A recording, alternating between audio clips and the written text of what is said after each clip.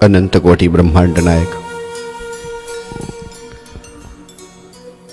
अकारण करुणा वृणालय परात्पर परब्रह्म श्री कृष्ण की वांग्मयी छवि श्रीमद् भागवत महापुराण एवं कथा रसिक श्री हनुमंत लाल जी महाराज।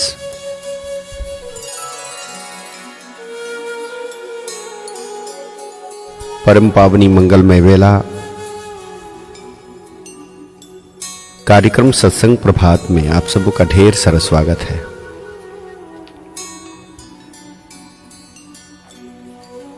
रेडियो भोजपुरी FM 92.8 मेगाहर्ट्ज के तरंग के माध्यम से आप सब फेसबुक के माध्यम से, रेडियो के माध्यम से जुड़े हैं,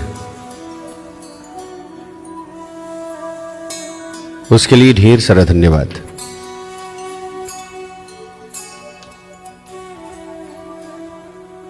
शुद्धात्मन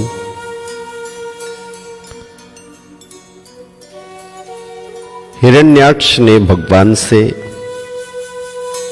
युद्ध किया, खूब युद्ध किया। ब्रह्मा जी महाराज कहते हैं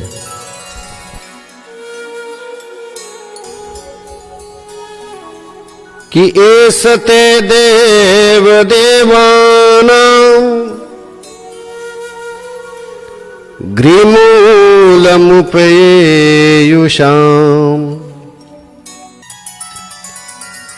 विप्राणां सौरभेयीनां भूतानामप्यनागशाम्।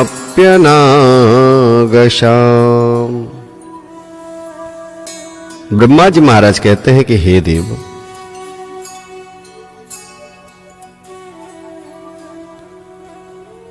मुझसे वर पाकर के यह दुष्ट, ये दैत्य, ये असुर, ये राक्षस प्रबल हो गया है। इस समय यह आपके चरणों की शरण में रहने वाले देवताओं, ब्राह्मण, गौ और निरपराध जीवों को बहुत ही हानि पहुंचाने वाला, दुखदाई, भयप्रद हो रहा है। इस संसार में मानो कि ये कष्ट देने के लिए ही इसका जन्म हुआ हो।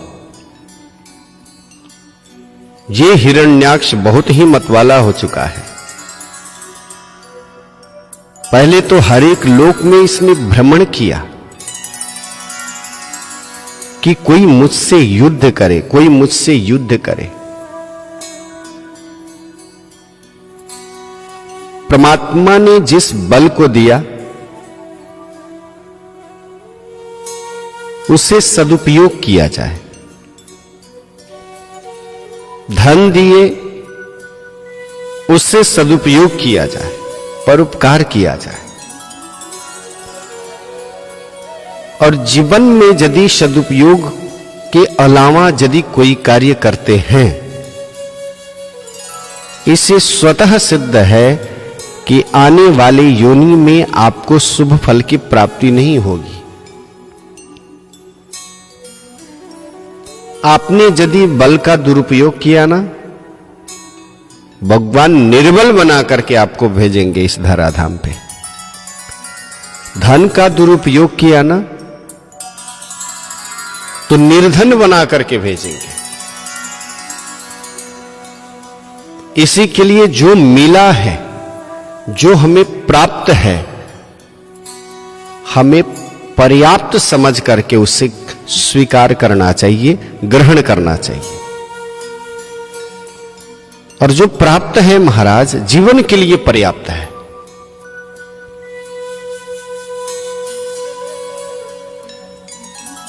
संतों की ये वाणी है, प्रभु मुझे इतना दीजिए कि हमारे दरवाजे पे कोई आए तो खाली हाथ कभी नहीं लौटे, मेरे मन में कभी अहंकार ना आए।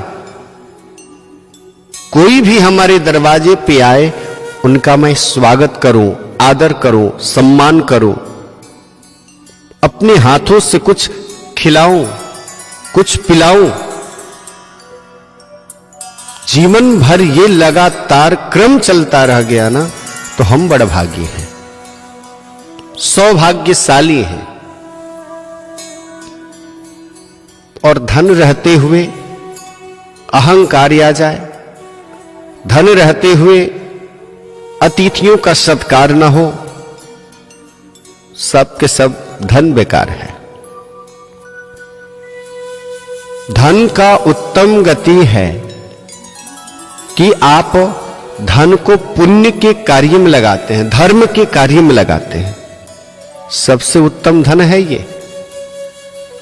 और ये समझ लीजिए कि वह धन आपका बैंक बैलेंस है, वही सच्चा धन है जिस धन को आप धर्म में लगाते हैं। धन का दूसरा गति खाओ पियो मौज मस्ती करो, धन का ये दूसरा गति है। और धन का ये तीसरा गति यदि दान करने से वंचित हो गया, खाने पीने से बच गया, तो नाश होने से कोई रोक नहीं सकता है। ये धन की तीन ही गति है महाराज। अब आपके ऊपर निर्भर हो रहा है कि उस धन को आप सदुपयोग कर रहे हैं कि दुरुपयोग कर रहे हैं। आज जवानी बनी है, शरीर में बड़ा बल है, ललकार रहे हैं, फटकार रहे हैं, संसार में मुझसे बलवान कौन है। मैं तो कहता हूं, बार बार कहता हूं कि यदि ये मन में आशंका आ जाए या मन में ये चिंतातुर आपके मन में ये जब विचार आना प्रारंभ हो जाए ना, तो उन पूर्वजों के लगे हुए दक्षिण दीवार पे उस फोटो को आप दर्शन कर लीजिए। जो पूर्वज, जो पितर इस धराधाम पे आए थे और वो भी कहते थे कि जो मुझसे बलवान कोई नहीं है, मुझसे बलवान कोई नहीं है, आज अस्तित्व समाप्त हो करके और दीवार पे लटके हुए हैं, उनकी प्रतिमा लगी हुई है। बल का घमंड होना, धन का घमंड होना, यह अच्छी बात नहीं है। विद्या का घमंड होना, यह अच्छी बात नहीं है। घमंड तो आपको होना ही नहीं चाहिए।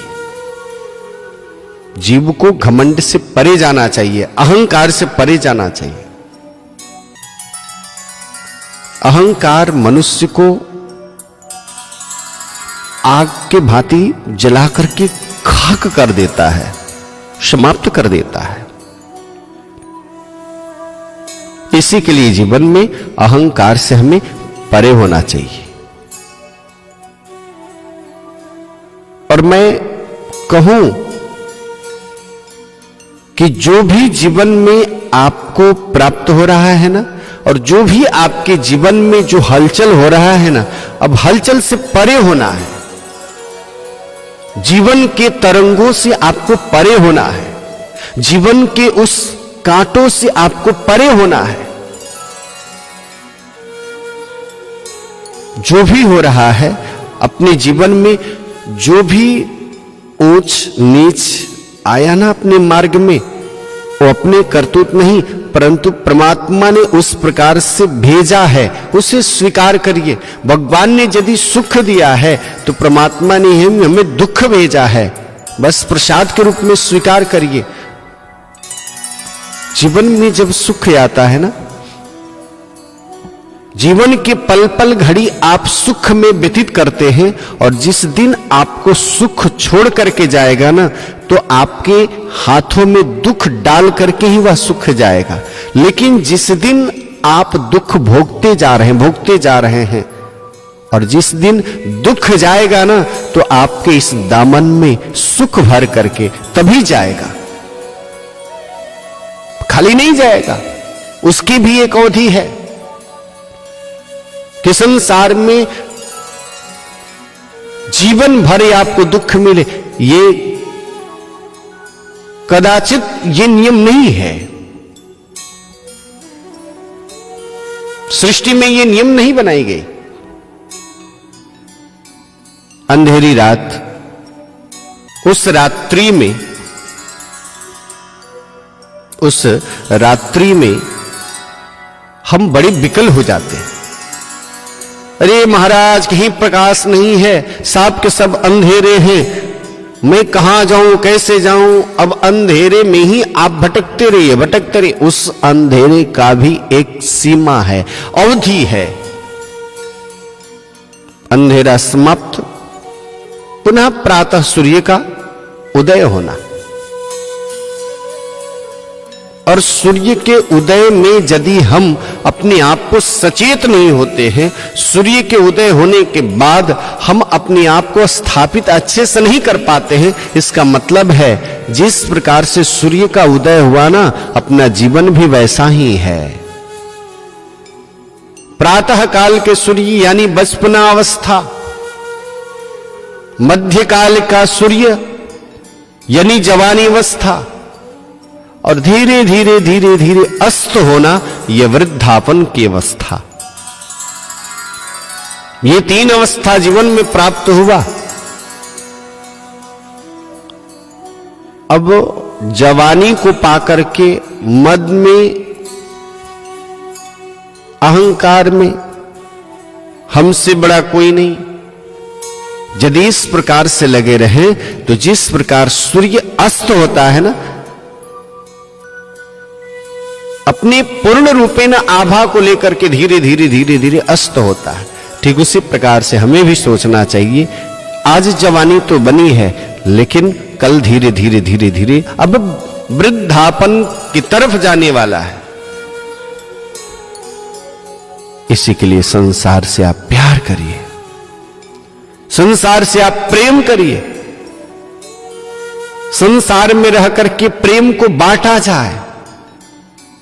ये नहीं कि हिरण्याक्ष जैसे झगड़ा खोजने में लगे रहे, दूसरे से लड़ाई करने में लगे रहे। ये तो हिरण्याक्ष, ये असुर का कार्य है।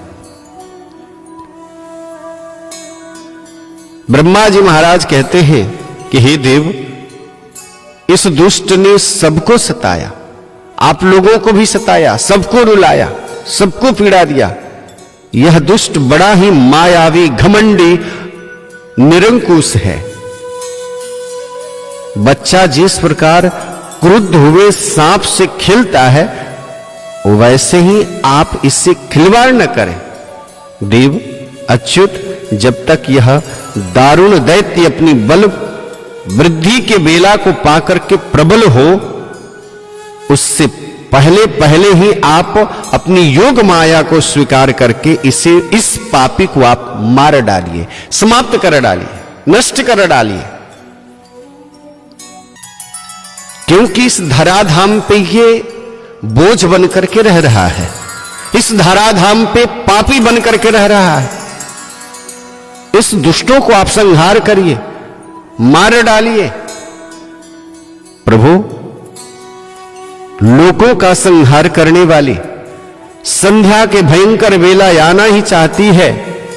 सर्वात्मा, आप उससे पहले ही इस असुरों को मार करके देवताओं को विजय प्रदान कर दीजिए।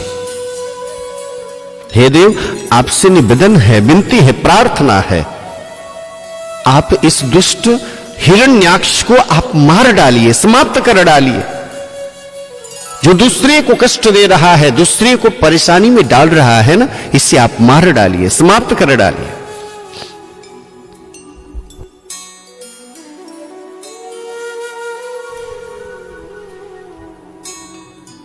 अधुनैषोऽभिजिन्नाम योगो मयूर्तिको ह्यगा शिवाय नरस्वं सुहृदाम् आसो निरस्तर दुस्तरम। हे देव, इस समय अभिजीत नामक मंगलमय मुहूर्त का भी योग आ गया है। अपने सुहृद हम लोगों के कल्याण के लिए शीघ्र ही इस दुर्जन को समाप्त कर डालिए, नष्ट कर डालिए। यहां पे दो विचार है कि जीवन में किसी को सुख और किसी को दुख कभी छोड़ा नहीं है, और सुख आप आनंद पूर्वक भोग लेते हैं ना, तो दुख को भी आनंद पूर्वक भोगना चाहिए। इसी के लिए संतों ने बताया कि जीवन में सुख आए तो सम स्थिति और दुख आए तो वे भी सम स्थिति बना करके अपने जीवन को जियो। अब ये नहीं कि सुख आया तो बड़े आनंद ले रहे हैं, लोगों को खूब दिखा रहे हैं मेरे पास में ये है, मैं इतना सुखी हो गया हूं, बस आप बांटना प्रारंभ कर दिए। इस प्रकार से सुख को भोगा जाए कि दुख आए तो पता न चले। विलासी जीवन नहीं अपितु जीवन में सन्यासी जीवन जीने का प्रयत्न किया जाए। विलासी जीवन जिस दिन सुख से परे होता है ना, और जब दुख आता है तो उस समय में हम सहन नहीं कर पाते, लेकिन सन्यासी जीवन सुख में व्यतीत किया जाए तो दुख भी आएगा ना, तो दुख में सन्यासी जीवन के ऊपर दुख का प्रभाव नहीं रहेगा। अपितु अपने वर्तमान को एक तारतम्य बना करके चलिए। हमको इस पटरी में रह करके ही सिर्फ गाना है, इस पटरी में रह करके बोलना है, बस हम ना ऊपर जाएंगे ना नीचे जाएंगे। अपने जीवन का एक मोड़ बना लीजिए, जीवन पावन हो जाएगा। जब जय और विजय दीति महारानी के गर्भ में थे, जब प्रवेश कर गए, जय और विजय का तेज जब दीति महारानी के गर्भ में जब प्रविष्ट कर गया, तो संसार में पूरे अंधकार छा गया, पूरे संसार में अंधकार छा गया। परेशानी किसको हुई? जीवात्मा को तो परेशानी हुई, लेकिन देवता लोग बड़े बेचैनी में आ गए कि प्रभु ये क्या हो गया, पूरे धराधाम पे अंधकार ही अंधकार, उल्कापात, इस प्रकार से असूचक घटित घटना हो रहा। प्रभु ये हुआ क्या है? सब के सब ब्रह्मा जी के शरण में जाकर के विनती करना प्रारंभ कर दिए, नतमस्तक होकर के निवेदन करना प्रारंभ कर दिए।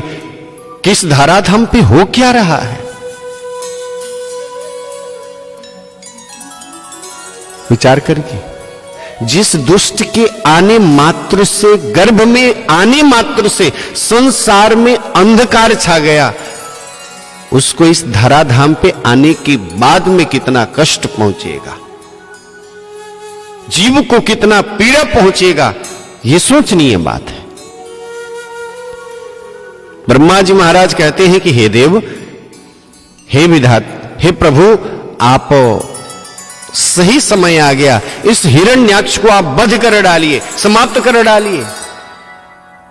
बहुत सताया इसने, बहुत रुलाया इसने, इसी के लिए अब मुहूर्त तो आ गया, शीघ्र ही इस दुर्जन को जो है निपटा दीजिए।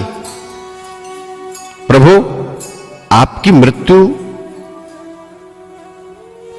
प्रभु इसकी मृत्यु आपके ही हाथ बदी है। हम लोगों के बड़े भाग्य है कि स्वयं ही अपने काल रूप आपके पास आ पहुंचा है, आपके समक्ष आया है। अब आप युद्ध में बलपूर्वक इसे मार करके और बस लोकों में आप शांति प्रदान करिए कि देवता भी स्थापित होकर के अच्छे से व्यतीत करे अपने जीवन। ये जितने जीव जंतु हैं सब के सब अच्छे से स्थापित होकर के और अपने जीवन को व्यतीत करें। प्रभु कृपा करिए। श्री मैत्रेय जी महाराज कहते हैं कि हे विदुर, कि अवधार्य विरंचिष्य निर्व्यलीकामृतं वचः प्रहस्य प्रेम गर्भेन तदपांगेन सोग्रहीत तदपांगेन सोग्रहित। श्री मैत्रेयी जी महाराज कहते हैं कि विदुर,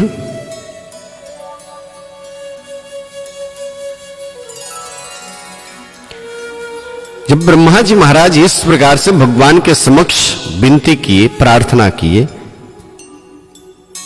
निवेदन किए, भगवान ने चराचर नियंता, पालन करता, संहार करता, प्रभु ने निष्कपट रहित श्री ब्रह्मा जी महाराज के इस वचन को उन्होंने स्वीकार किया, स्वीकार कर लिया। कुछ बोले नहीं, स्वीकार कर लिए। यानी कि मौनम स्वीकार लक्षणम, मौन हो जाए इसका मतलब है कि उसने स्वीकार कर लिया, प्रभु स्वीकार कर लिए कि अब हम भी देरी करने वाले नहीं, इस हिरण्याक्ष का वध कर देंगे। देखिए, हिरण्यकश्यपु और हिरण्याक्ष बड़े एक आपस में बड़े भाईचारा प्रेम करते हैं, बड़े प्रेम करते हैं। मानो कि हिरण्याक्ष हिरण्यकश्यपु के बगैर नहीं रह सकता और हिरण्याक्ष हिरण्यकश्यपु हिरण्याक्ष के बगैर नहीं रह सकता। इतना प्रेम करते हैं, भाई भाई में इतना प्रेम है। भगवान कहते हैं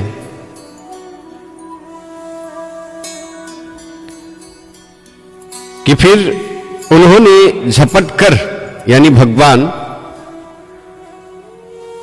उस हिरण्याक्ष के ठोड़ी पर गदा का प्रहार किया।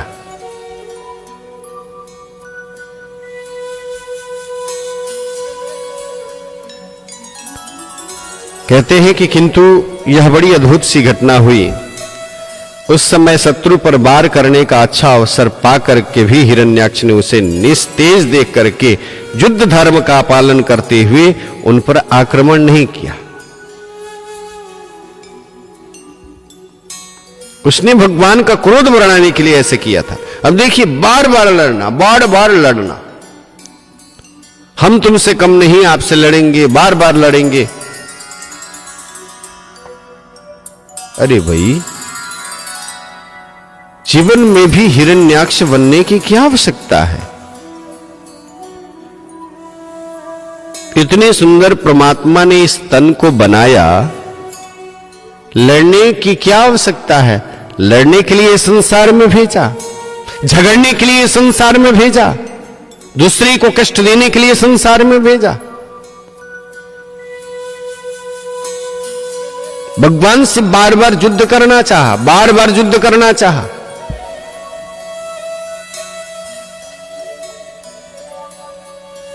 भगवान ने सुदर्शन चक्र का स्मरण किया। चक्र तुरंत ही उपस्थित होकर के भगवान के हाथ में घूमने लगा। सुदर्शन चक्र घूमने लगा भगवान के हाथ में, किंतु वे अपने प्रमुख पार्षद दैत्याधम हिरण्याक्ष के साथ विशेष रूप से क्रीड़ा करने लगे। भगवान उसके साथ में मानो कि खूब खेल खेल रहे हैं। उस समय उनके प्रभा को जानने वाले देवताओं के ये विचित्र वचन सुनाई देने लगे। प्रभु आपकी जय हो, इसे और न खेलिए, अरे इसे तुम मार डालिए, समाप्त कर डालिए, खेलने की आवश्यकता नहीं है इस दुष्ट के साथ में, बस मार डालिए, समाप्त कर डालिए। देरी मत कीजिए प्रभु, इस दुष्ट के साथ में खेलने की आवश्यकता नहीं है, इस दुष्ट को मार डालिए।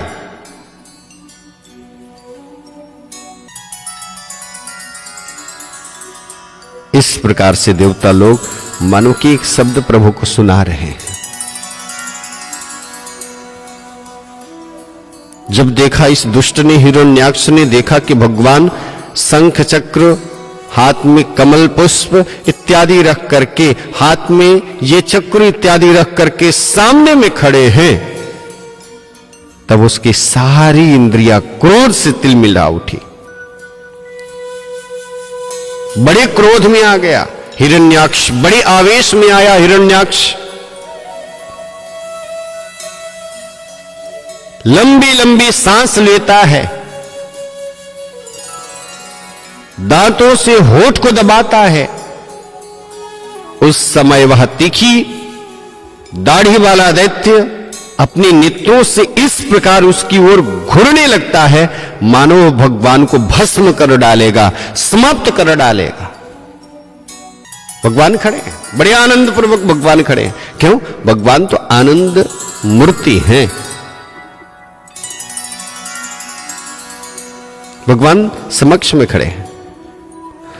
उसने उछल करके, ले अब तू नहीं बच सकेगा, ललकारा, और भगवान के ऊपर उसने गदा का प्रहार किया।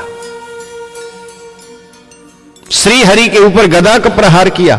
साधु स्वभाव विदुर जी, यज्ञ मूर्ति 12 भगवान ने शत्रुओं को देखते देखते लीला से ही अपने बाएं पैर से उसके वह वायु के समान वेग वाली गदा पृथ्वी पर गिरा दी और उससे कहा, अरे दैत्य, तू मुझे जीतना चाहता है, इसलिए अपना शस्त्र उठा ले और एक बार फिर वार कर मेरे ऊपर तू प्रहार कर। भगवान के इस प्रकार कहने पर उसने फिर गदा चलाई और बड़ी भीषण गर्जना करने लगा वह हिरण्याक्ष।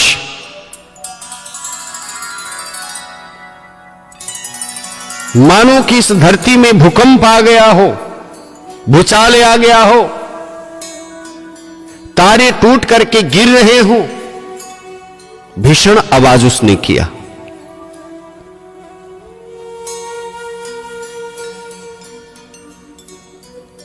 और उसने जब गदा का प्रहार किया ना, तो भगवान उस गदा को आते हुए देखे और उस गदा को भगवान ने पकड़ लिया।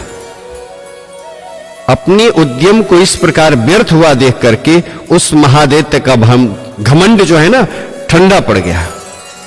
मानो कि भगवान के समक्ष उसका तेज जो है नष्ट हो गया, समाप्त हो गया। अब भगवान से वह गदा लेना चाहता है।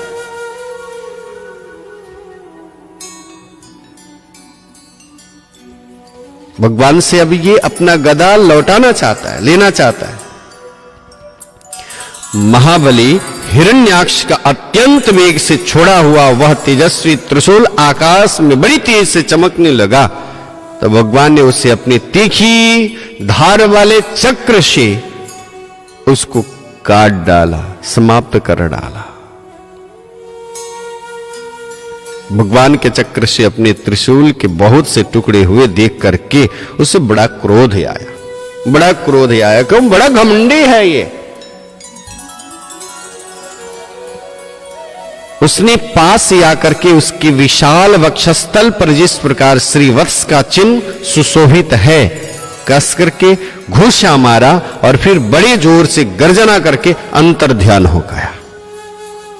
मायावी भी है तो। श्री मैत्रेय जी महाराज कहते हैं, विदुर, नेतीथ महाछतर भगवानादि शिशु करः नाकं पतमना क्वापि सृजाहत इव द्वीप।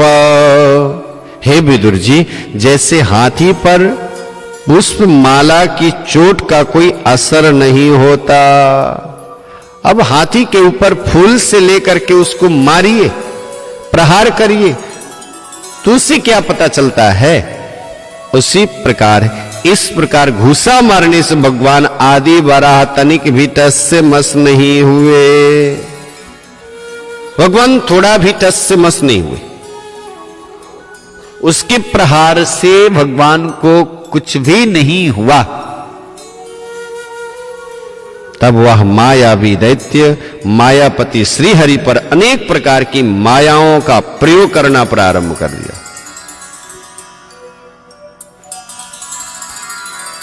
खूब माया का प्रयोग करता है। बहुत से पैदल घुड़सवार रथी हाथियों पर चढ़े सैनिक साथ आतताई यक्ष राक्षसों को मारो मारो काटो काटो ऐसे इस प्रकार से क्रूर हिंसामय कोलाहल सुनाई देने लगे।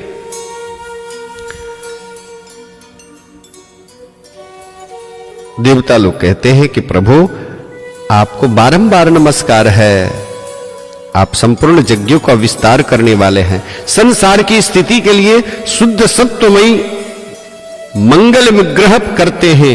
बड़े आनंद की बात है कि संसार को कष्ट देने वाला यह दुष्ट दैत्य मारा गया, मार डालिए, समाप्त कर डालिए। भगवान ने उसे क्रोध में आते देख करके और प्रभु ने उसे समाप्त कर डाला। कहते हैं विश्व विजयी भगवान ने यद्यपि बड़ी उपेक्षा की तमाचा मारा था, तो भी उसकी चोट से हिरण्याक्ष का शरीर घूमने लगा। उसने नेत्र बाहर निकल आए, हाथ पैर और बल छिन्न भिन्न हो गया और वह निष्प्राण होकर के आंधी से उखड़े हुए विशाल वृक्ष के समान पृथ्वी पर धड़ाम से गिरा। हिरण्याक्ष का तेज अब भी मलिन नहीं हुआ था। उस कराल दाढ़ों पर दैत्यों की दांतों से होठ चबाते हुए पृथ्वी पर पड़ा देख करके वह युद्ध के लिए आए हुए ब्रह्मादि देवता उनकी प्रशंसा करने लगे।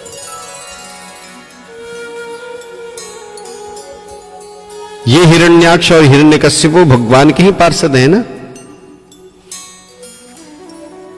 इनको मारना कोई साधारण बात नहीं है, ये तो कार्य प्रभु का ही है। प्रभु ने इनको समाप्त कर डाला, नष्ट कर डाला। देवता लोग आए और देवता लोग आकर के भगवान का स्तुति करना प्रारंभ कर दिए। बड़े आनंद की बात है कि संसार को कष्ट देने वाला यह दुष्ट दैत्य मारा गया, समाप्त हो गया। अरे इसके इस क्रांति से अब संसार में अब शांति प्राप्त होगी। क्यों? ये क्रांति वाला तो चला गया, समाप्त हो गया, मर गया। हिरण्याक्ष का वध प्रभु किए। सभी देवता लोग मिलकर के भगवान का स्तुति करना प्रारंभ कर दी, खूब स्तुति की। अब इधर श्री सूत जी महाराज सौनक आदि ऋषियों से कहते हैं, मैत्रेय जी के मुख से भगवान की यह कथा सुन करके परम भागवत विदुर जी को बड़ा आनंद हुआ। देखिए, हम पहले स्वभाव को पहचाने। स्वभाव के अभाव में फिर संबंध अच्छे से चलने वाला नहीं है।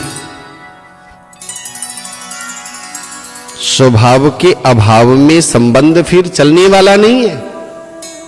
हम जिसके साथ में रहते हैं उनके स्वभाव को पहचाना जाए। भगवान ने उस हिरण्याक्ष को मार डाला, समाप्त कर डाला। मानो कि अब ब्रह्मा की सृष्टि,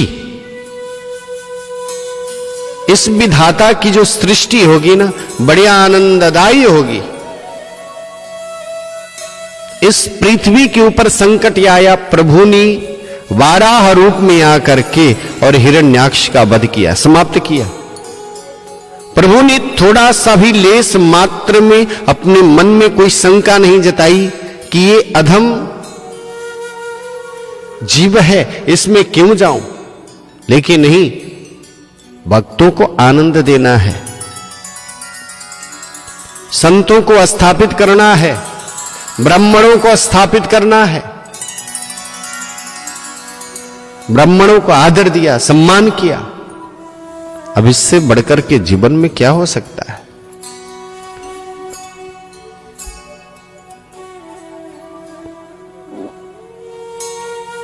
इस प्रकार से करुणा निधान प्रभु, कीर्ति संपन्न सभी देवता लोग भगवान के ऊपर पुष्प की वृष्टि कर रहे हैं, उनके श्री चरणों का आश्रय लेकर के नमन कर रहे हैं।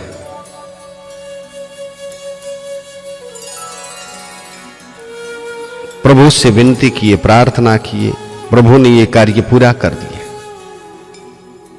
पृथ्वी का उद्धार करने के लिए वाराह रूप धारण करने वाले श्री हरि हिरण्याक्ष वध नामक परम अद्भुत कहते हैं कि जो सुनता है, जो गाता है, अनुमोदन करता है, ब्रह्म हत्या जैसे घोर पाप से भी सहज में छूट जाता है। श्रवण करना चाहिए। संसार के विषय वस्तुओं में हम लगे रहते हैं, इससे तो अच्छा है कि हम सत्संग को श्रवण करें, सुने। जो सहज में प्राप्त हो रहा है सुने और दूसरे को भी सुनाए। कार्यक्रम सत्संग प्रभात आप रेडियो भोजपुरी FM 92.8 मेगाहर्ट्ज के तरंग के माध्यम से श्रवण कर रहे हैं। कार्यक्रम सत्संग प्रभात में आने वाले सत्र में हम सब मिलकर के श्रवण करेंगे कि ब्रह्मा जी महाराज के सृष्टि का विस्तार किस प्रकार से किए। ये सब कथाएं आने वाले सत्र में हम सब मिलकर के श्रवण करेंगे।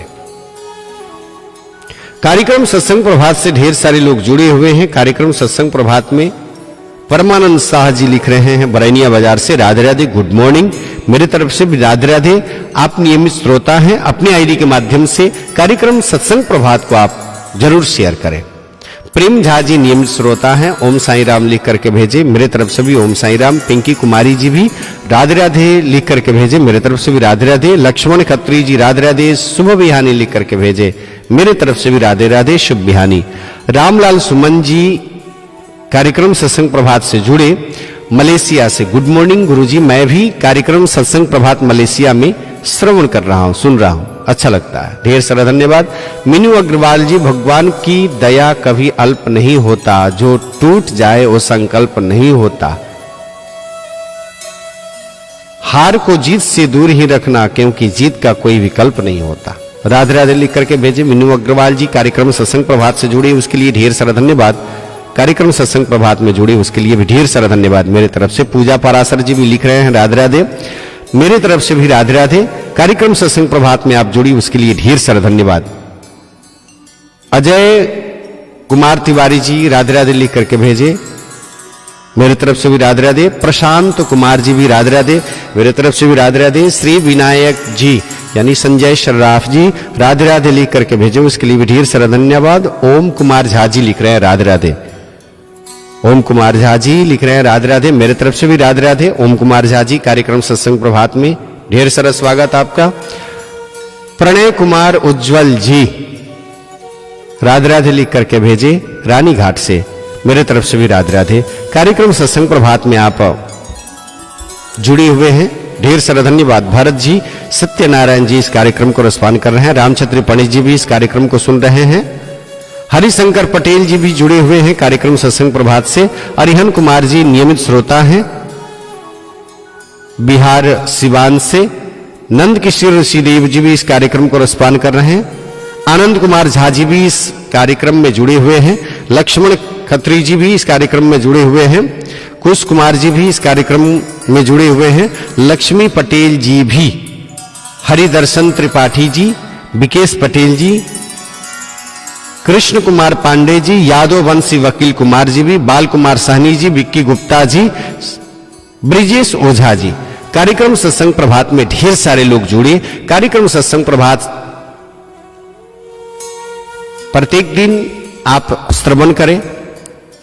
मुझे आशा और विश्वास है कि कार्यक्रम सत्संग प्रभात से आपको ढेर सारा जीवन जीने की कला आपको प्राप्त होगी। कार्यक्रम सत्संग प्रभात सुनकर के साथ दिए। आने वाले सत्र में मैं जितेंद्र पारासर आप सबों के समक्ष जरूर उपस्थित होंगे। तब तक के लिए जितेंद्र पारासर को विदा दीजिए और सुनते रहिए रेडियो भोजपुरी FM 92.8 मेगाहर्ट्ज के तरंग के माध्यम से बने रहिए। जय श्री राधे, जय श्री कृष्णा। डॉक्टर साहब देखी ना, मुंह पियरा गइल बा, हाथों झनझनाता, का बा एकर इलाज? देखी अपने के कहल सब समस्या आ साथ में चेहरा मुरझाइल, सीढ़ी चढ़ला पर आ तेज चढ़ला पर जौन सांस दम फूलेला उ समस्या आ अपन उम्र से जौन 5 साल ज्यादा दिखेला, इस सब समस्या के समाधान करे खातिर हेमोडेक्स के प्रयोग करी। साथे अपने अपन बच्चा के पूर्ण रूप से सुंदर स्वस्थ देखे के चाहतानी तो हेमोडेक्स ही प्रयोग करी। जी, गुजरात ग्रोमेट विश्वास के एक नाम। गुजरात ग्रोमेट के बनल संपूर्ण पारिवारिक टॉनिक हेमोडेक्स जे खून के कमी के समस्या से तुरंत छुटकारा दी। हेमोडेक्स आज वे अपन नजदीकी दुकान से खरीदी। हेमोडेक्स जी अब अपने के साथ बा स्टोमा क्योर, जौन गैस्ट्रिक, अल्सर, हाइपर एसिडिटी के कारण सांस और छाती के तकलीफ, उच्च रक्तचाप, पुरान कब्ज, सिर दर्द एवं बेचैनी जैसन तकलीफ के दूर करेला। पेट के विभिन्न प्रकार के तकलीफ के करे दूर सियोर यह stoma cure. Gujarat grommet Gujarat के उत्पादन स्टोमा क्योर। तेरे चेहरे से नजर नहीं हटती, नजारे हम क्या देखें। अरे प्रीतिया, पूरा कॉलेज में तोड़े चर्चा छो। बुझाई अजे सबटा पॉकेट मनी तू पार्लरे में उड़ावे छी। नहीं, हमर पार्लर तो हमर पर्से में छे। पर्स में पार्लर? कहाँ देखियो तोहर पार्लर? यहाँ देखी। अरे ई तक गोरी गोरी क्रीम छै। हाँ, यहाँ तो छै हमर पार्लर। जी आप पार्लर जाकर नहीं अपन घरे पर बनू सुंदर मात्र गोरी गोरी क्रीम से जे बना तहाँ के चेहरा के गोर, स्वस्थ और चमकदार। तहिना मुंह के दाग, झुर्री आ आँख के नीचा में रहल डार्क स्पॉट सब के हटा कर सवारा तहाँ के कुदरती सुंदरता के। गोरी गोरी क्रीमक अपार सफलता के बाद अब आबि गेल अछि गोरी गोरी साबुन, सबके फेवरेट। ई लगला से त्वचा एकदम मुलायम, चेहरा एकदम सफा और छाला के लाइटिंग देखबे तो देखते रह जाए। गोरी गोरी क्रीम और गोरी गोरी साबुन बाजार में सर्वत्र उपलब्ध अछि। कुदरती निखार के लिए गोरी गोरी क्रीम से ढेर सारे प्रणाम। हाँ नारायण, दया कभी अल्प नहीं। कुमार जी भी राजा घर में सबके मियाज खराब हो गई बा। ऐसा बात बा, चिंता मत कर। अब हर एक बीमारी के इलाज फ्री में करी हन doctor SP Arun.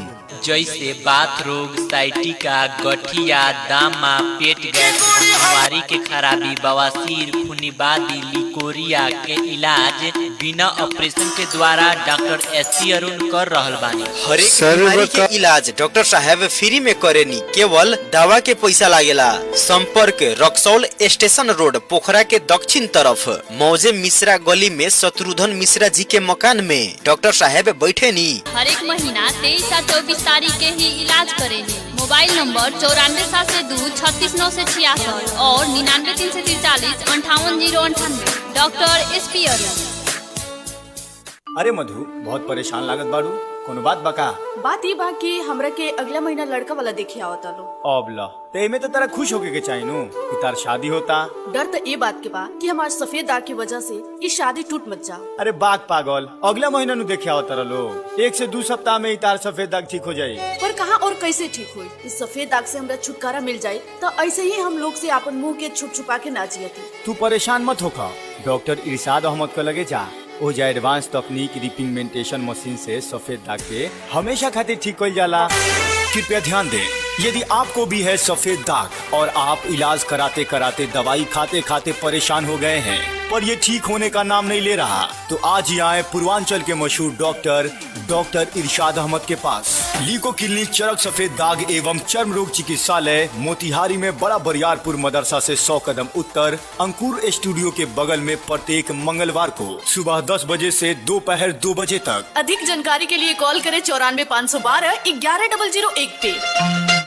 Yash Shri Bhawani hospital and research centre private limited Birgunj ले वरिष्ठ प्रसूति तथा स्त्री रोग विशेषज्ञ द्वारा विशेष सेवा दिँदै आएको सम्पूर्ण जनमानस में जानकारी गराउँदछौं। हाम्रा सेवाहरू तल्लो पेट दुख्ने, सेतो पानी बग्ने, महिनावारी गडबडी भएमा, निसन्तान भएमा, पिसाब पोलेमा, गाँड दुखेमा, अंग खसेमा, स्त्रीको छातीमा घाउ तथा गिर्खा भएमा, पाठेघरमा हुने क्यान्सरको उपचार, महिला तथा प्रसूति रोग सम्बन्धी सम्पूर्ण पैथोलोजी जाँच सेवा, आकस्मिक ऑपरेशन द्वारा गराइने प्रसूति सेवा, 24 घण्टा गर्भवती जाँच तथा सुरक्षित प्रसूति सेवा उपलब्ध छ। Shri Bhawani hospital and research centre private limited, link road, bus park नजिक वीरगंज। संपर्क को लागि 051 520 200 520 283 र 520 284।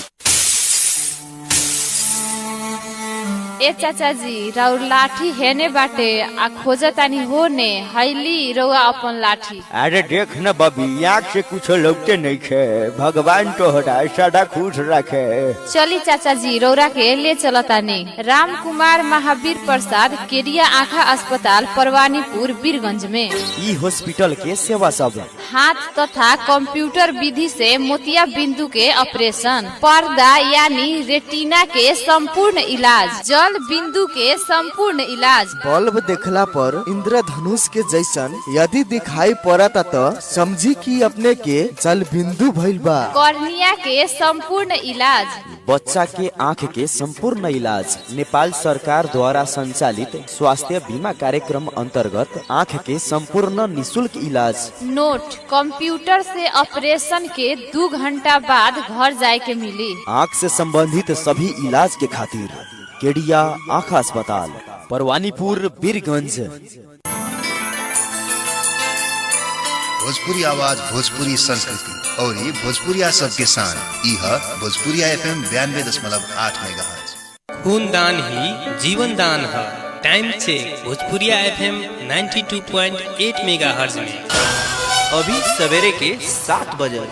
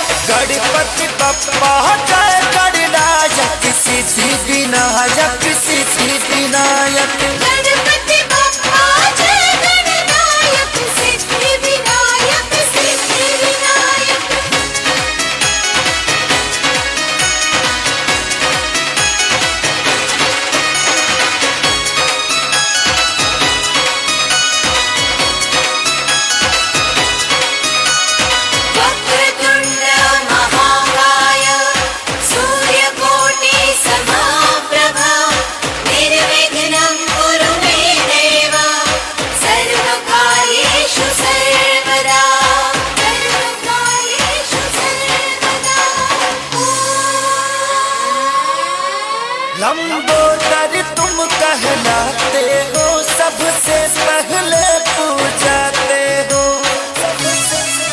पूजाते हो। लंबोदर तुम कहलाते हो, सबसे पहले पूजाते हो।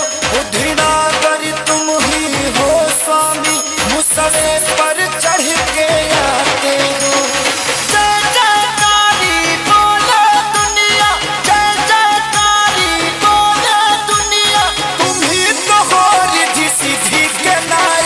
गणपति बप्पा जय गणराज, किसी से बिना जग से